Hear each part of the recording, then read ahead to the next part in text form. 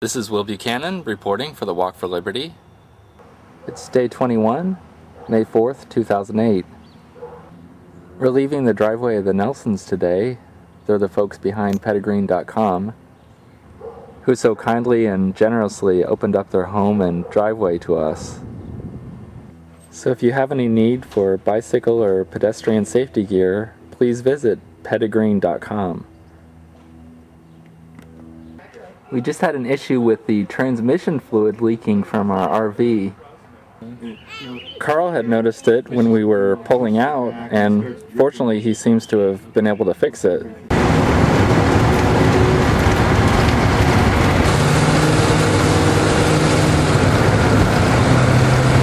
We're continuing on through Portland. Now we're in more of the residential section.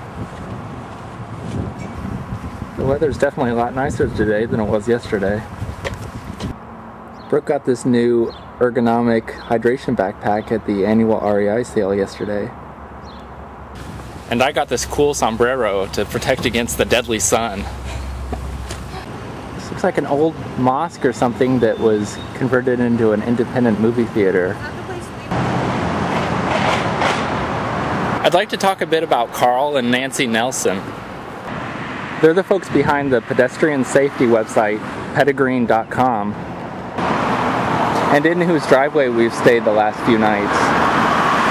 They seem to be a couple of the most naturally liberty-oriented thinkers that I've ever come across. I spent quite a bit of time talking to Carl in particular when I was staying there. When I first met him, he didn't seem to be that in favor of Ron Paul. But as I talked to him, I discovered that his views were almost exactly in line with Ron Paul's. He's even kept a copy of the Constitution in his office window for several years. And yet, he didn't really know that much about Ron Paul and that his beliefs so closely followed his. I'm assuming most of the information he's gotten about him must have come from the mainstream media. And since there's almost a media blackout on Ron Paul, it's not surprising he wouldn't know much about him. I wonder how many more naturally liberty-oriented people there are out there who think they're all alone and don't realize there's a whole movement of other people out there who believe as they do. Now all we need to do is find them and convince them to move to New Hampshire.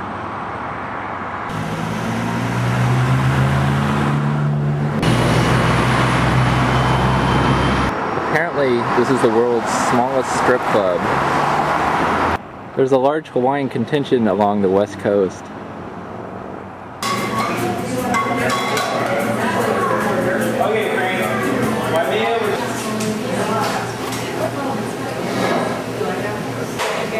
Brooke grew up in Hawaii, so she ordered a musubi, which is spam and rice wrapped in seaweed.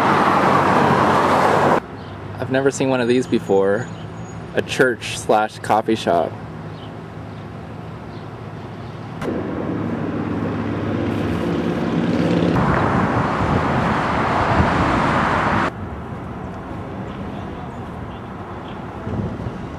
This is Will Buchanan for blog.walkforliberty.com, signing off.